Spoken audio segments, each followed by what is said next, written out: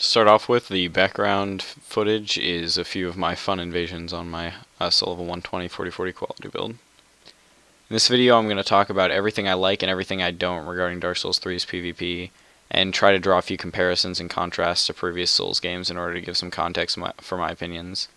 I'm also going to try to avoid things that have been talked about to death, like the poise system or S-Talk, to name a couple. Firstly, I'd like to address some things that Dark Souls 3 did better than its predecessors, namely the way that the Red Sign Soapstone works.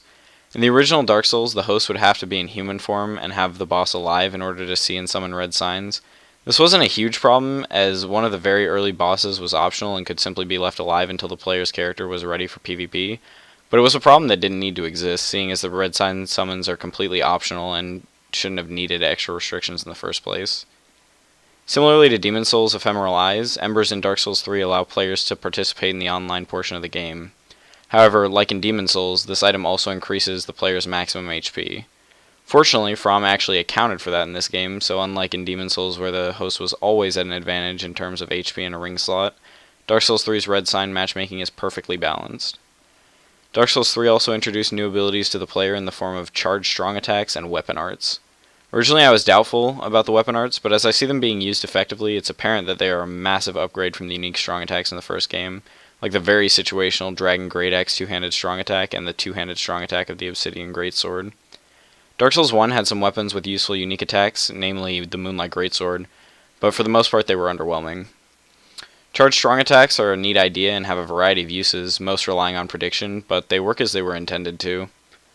Now let's get to a few of the problems with the game. Firstly, stamina management. Stamina management in this game seems nearly non-existent for anyone using a small or medium weapon, as it costs next to nothing to swing the weapon, and more importantly, next to no stamina at all to roll. Whereas in Dark Souls 1 with 169 stamina, I can only barely break 6 rolls. In Dark Souls 3 with only 146 stamina, I'm able to roll a total of 10 times, which is a big deal, as it means as long as I'm not trying to run out of stamina by spamming roll, it's very difficult to ever be in a position where I can't roll multiple times in a row before running out of stamina. On the surface, this might seem like a really great thing for aggressive players because they can keep up pressure for a longer period of time without having to take a break, but the problem is that this works for both sides. For every benefit it gives aggressive players, it rewards defensive players just as much. And considering how good spam roll away is in this game, I see it being an issue if anyone were trying to play the game competitively. Another important thing is that magic users are heavily gimped in this game compared to previous installments.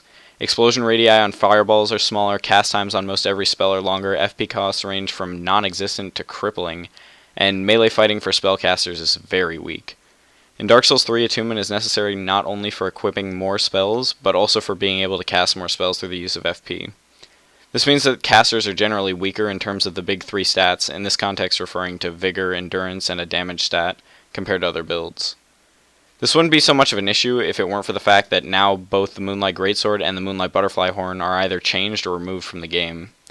The Moonlight Greatsword in Dark Souls 1 allowed for casters with minimal stat investments in strength or dexterity to have a viable pure damage weapon for melee fighting, and the Moonlight Butterfly Horn offered the same positives while adding a bit of diversity to the choice of weapons without having to resort to using split damage weapons. In Dark Souls 3, the only option for most casters is to go with split damage weapons or raw weapons, with the exception of faith-based characters. In Dark Souls 3, the Moonlight Greatsword is now split damage along with every other intelligent scaling weapon in the game. On top of this, the Magic Clutch Ring reduces physical resistance, making melee fighting for casters a steep uphill battle, which again wouldn't be as much of an issue if spells were stronger or easier to land. The last problem in Dark Souls 3 is a hot topic of debate in Dark Souls 1 even to this day. The topic, of course, being the ever-infamous backstab. Backstabs in Dark Souls 1 did arguably too much damage for how easy they were to pull off, especially against people with less experience or knowledge on how to deal with them. In Dark Souls 3, however, though the damage is still decent, the usefulness has been gutted. In Dark Souls 1, if you were behind an enemy and not in an attack or roll animation, pressing the light attack button would automatically net you the backstab animation, and depending on a few other factors, the damage that went with it. In Dark Souls 3, however, being behind a player while in a neutral state and pressing the light attack button will put your character into a unique attacking animation, which if the attack connects with the back of a player, will then lock you both into the backstab animation. The whole process has been slowed down greatly, and utilizing it is very limited. In the majority of situations, hitting the opponent with 2 light attacks is almost always better than attempting for a backstab when it comes to punishing healing and other slow animations. Couple this with the fact that most every weapon in Dark Souls 3 has absurd tracking, and backstabs are now only really useful for predicting and punishing a parry attempt, as trying to react to almost anything and punish with a backstab is too unreliable to be worth going for.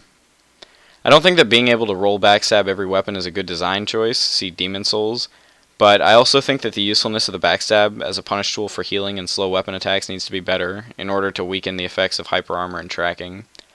I don't think heavy weapons are broken by any means, but if getting caught by a large weapon means that you're eating at least half of your HP from 2 light attacks, and trading hits isn't an option unless you're a heavy weapon user, then being able to punish certain slow weapons with a backstab more easily while putting yourself at a bit more risk than just resorting to spacing S-stock pokes would be good for the viability of certain build paths and shorter range weapons.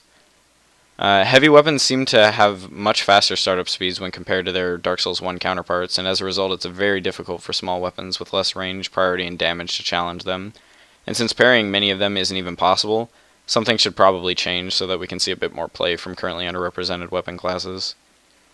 Anyway, that's just a few of my early thoughts on Dark Souls 3's PvP. I think it's a vast improvement from Dark Souls 2, and it's definitely moving in the right direction.